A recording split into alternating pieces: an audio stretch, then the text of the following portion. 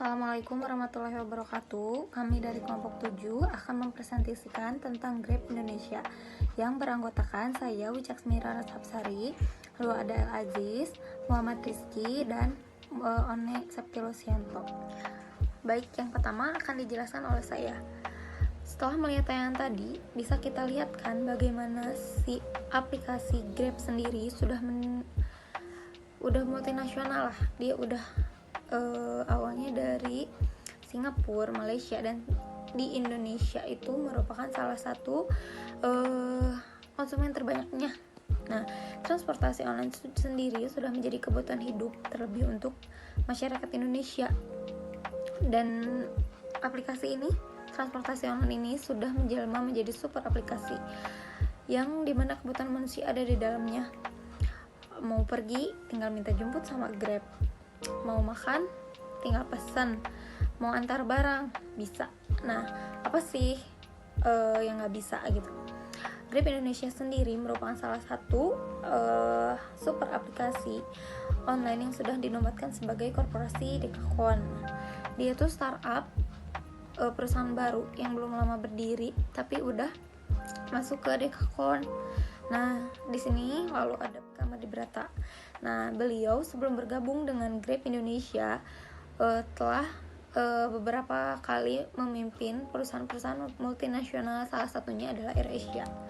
Nah, Rizky Kamadi Brata juga merupakan lulusan dari Universitas New York dengan gelar MBA, dan beliau juga lulusan dari Universitas Pajajaran Indonesia. Lalu yang kedua ada thinking global dan action locality. Nah, di sini tuh menjelaskan tentang bagaimana sih pemikiran global dari si Presiden Grab Indonesia ini. Nah, beliau membuat pemikiran tentang memperdaya setiap orang dan memperbaiki kualitas hidup dari masyarakatnya sendiri. Nah, dia juga berpikiran perihal cara pembayaran nih. Kalau misalkan di negara-negara lain itu udah bisa maju dengan pembayaran payment gateway, beliau akan menerapkannya di kita di Indonesia dengan caranya. Nah, selain itu tindakan lokalnya pun dia merangkul banyak ojek-ojek pangkalan gitu ya istilahnya untuk bergabung bersamanya menjadi satu kesatuan, yaitu di Grab. Assalamualaikum warahmatullahi wabarakatuh. Saya Onia dari kelompok 1. Saya akan menjelaskan Grab tentang bentuk pemimpin yang menghargai perbedaan budaya yang terjadi di negara yang dipimpinnya. Yang pertama itu ada empowering people. Empowering people itu adalah memiliki visi untuk memberdayakan masyarakat tanpa membatasi ras, suku maupun budaya untuk memperbaiki kualitas hidup. Lalu untuk customer focus itu menyediakan dan mempermudah apa yang menjadi kebutuhan sehari-hari banyak orang. Karena memang yang nanti kalau misalkan jika seandainya ada masyarakat atau penumpang atau pelanggan dari Grab sendiri, untuk misalkan jika seandainya ada cash atau ada komplain gitu ya, itu udah pasti masuknya ke customer service ya gitu. Jadi untuk menyediakan dan mempermudah aja sih gitu. Kolaborasi itu tidak menjadi kompetitor untuk layanan yang sudah ada di daerah, namun menggandeng atau berkolaborasi dengan yang sudah ada tersebut. Nah, dilanjutkan langsung lanjut ke visi ke depan. Apa sih visi ke depannya itu?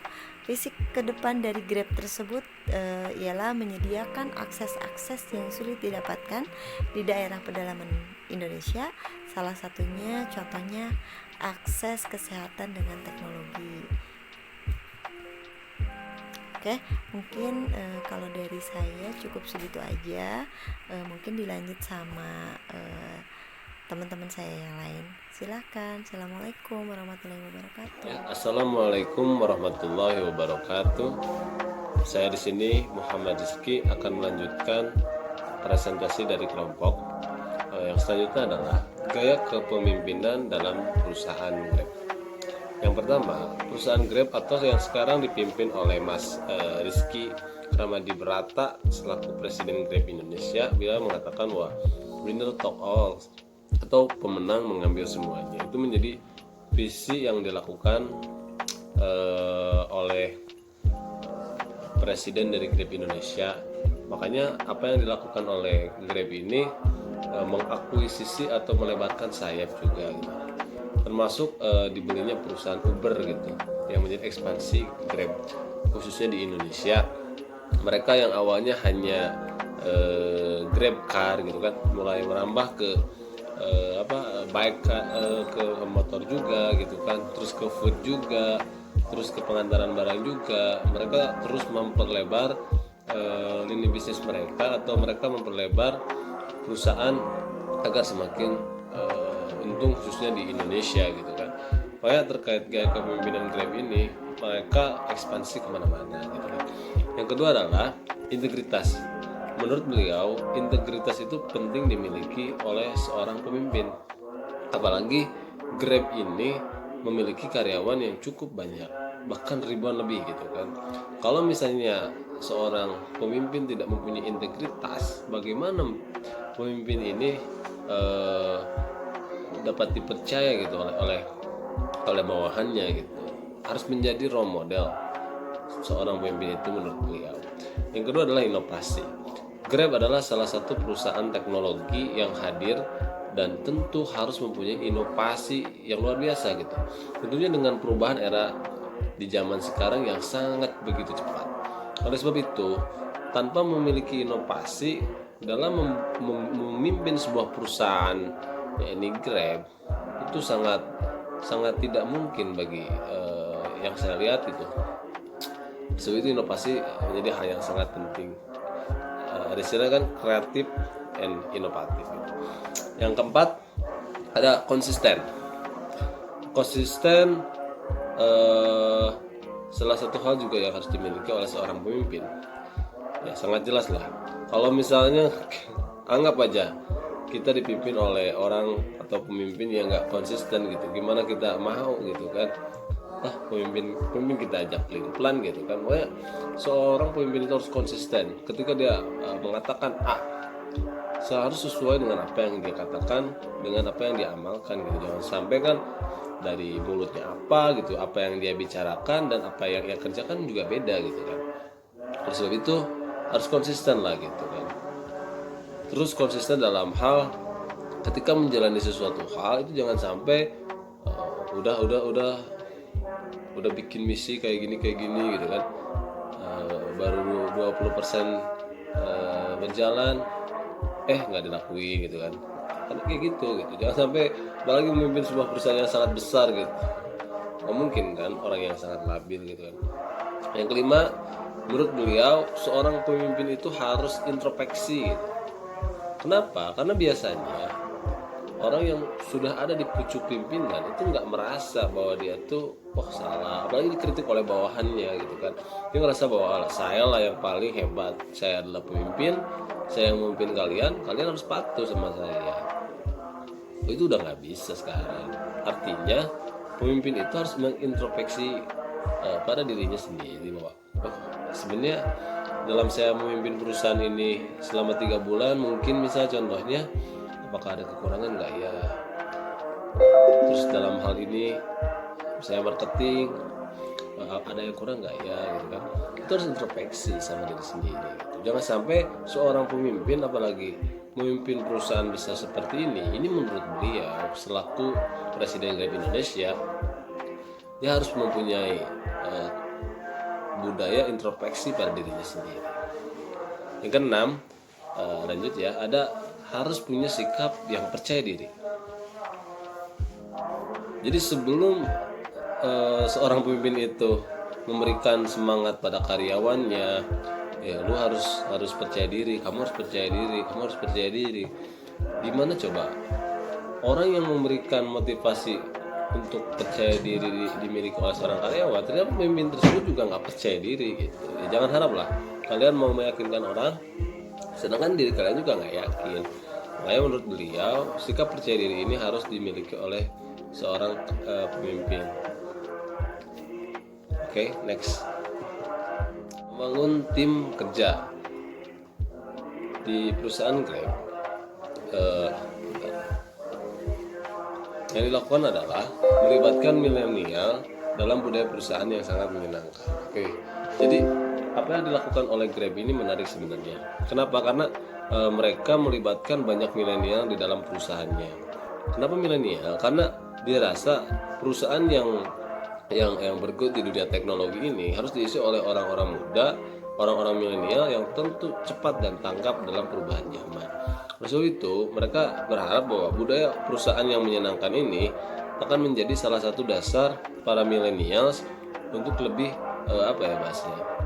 untuk lebih nyaman gitu ketika bekerja di dalam sebuah perusahaan. Oleh sebab itu nanti kalau misalnya kita perusahaan pengen berkembang, ternyata tim atau karyawannya ini merasa moodnya jelek gitu kan, gimana perusahaan ini bisa maju gitu kan. Tentu harus punya budaya perusahaan yang sangat menyenangkan, apalagi pada milenial gitu kan. Yang kedua adalah tempat kerja yang sangat nyaman. Oke, ini adalah salah satu hal yang sangat penting. Ini dilakukan oleh Grab. Mereka membangun sebuah kantor yang ya cukup keren lah gitu untuk para karyawannya. Karena ini akan sangat akan sangat relevan dengan nanti membangun sebuah tim kerja yang sangat solid. Untuk membangun tim yang sangat solid juga harus mempunyai tempat kerja yang cukup nyaman gitu kan. Yang ketiga adalah budaya kerja yang positif. Ini sangat penting sekali gitu. Ketika ada toksik dalam sebuah perusahaan, ada tim yang maksudnya ada toksik gitu, ada atau bahasa ada racun gitu. Ini karyawan ini sebenarnya memberikan efek negatif itu pada budaya kerja. Kita harus bahasanya, kita harus menjaga terus gitu. Jangan sampai budaya jelek, misalnya budaya kerja di kantor misalnya merokok terus dibudayakan, itu nggak baik gitu. Makanya budaya kerja yang positif juga nanti akan mengeluarkan sebuah ide-ide yang positif tentunya untuk kemajuan perusahaan. Yang keempat adalah mentoring. Ini yang selalu dilakukan oleh Grab, di mana para atasan itu mementor para bawahannya gitu. Misalnya ada atasan, nggak selalu harus presiden atau CEO dari perusahaan Grab ini gitu. Misalnya atasannya gitu kan ya, atau yang lebih senior gitu, memberikan masukan-masukan bahwa kamu kerja harus gini, kamu kerja di sini harus gitu. Jadi terasa budaya kerja yang lebih humanis, lebih manusiawi gitu. Makanya mentoring ini penting gitu, jangan sampai ada miskomunikasi dari karyawan ke karyawan. Begitu sih. Mungkin itu yang bisa disampaikan. Terima kasih. Baik, selamat malam semuanya. Untuk yang selanjutnya yaitu mengenai penggunaan teknologi dalam proses kerja di perusahaan Grab. Dalam perusahaan Grab, kebanyakan Grab itu mencari partner kerja di tataran millennials karena millennials ini dibutuhkan untuk menobrak suatu inovasi dalam fase teknologi yang lebih kekinian.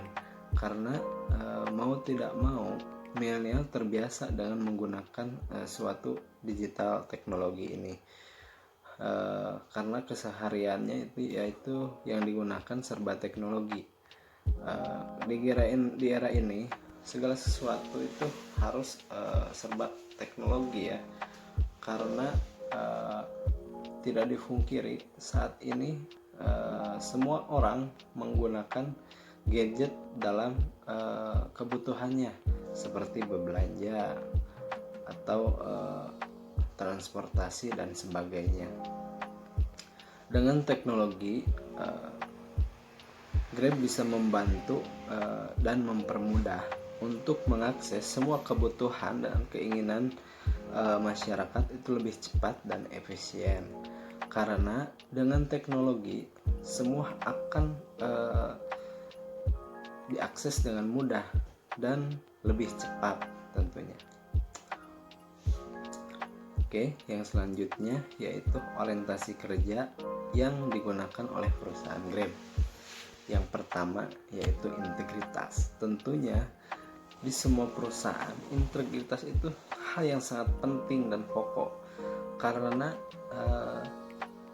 kepercayaan konsumen itu sangat diutamakan bagi pertumbuhan perusahaan maupun kemajuan ke depannya. Yang kedua yaitu ada di inovasi. Tentunya inovasi juga sangat penting bagi perusahaan, karena inovasi sangat menentukan akan dibawa kemana sebuah perusahaan untuk mencapai target yang diinginkan. Dan inovasi juga akan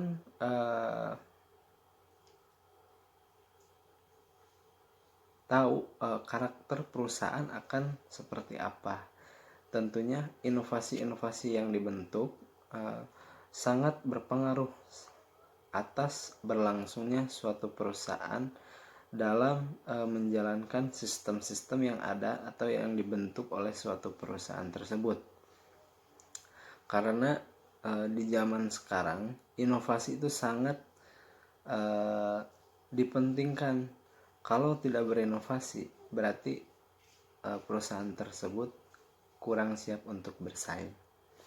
Yang selanjutnya, yang ketiga yaitu introspeksi. Nah, ini juga sangat penting bagi perusahaan, karena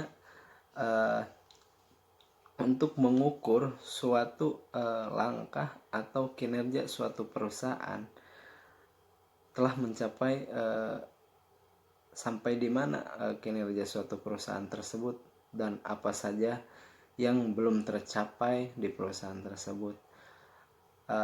Kalau introspeksi ini juga bisa disebut adalah tolak ukur suatu perusahaan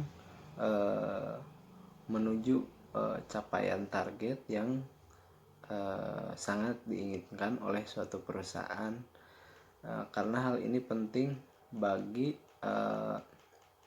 perusahaan mengukur suatu kekurangan ataupun kelebihan suatu kemajuan di perusahaan tersebut.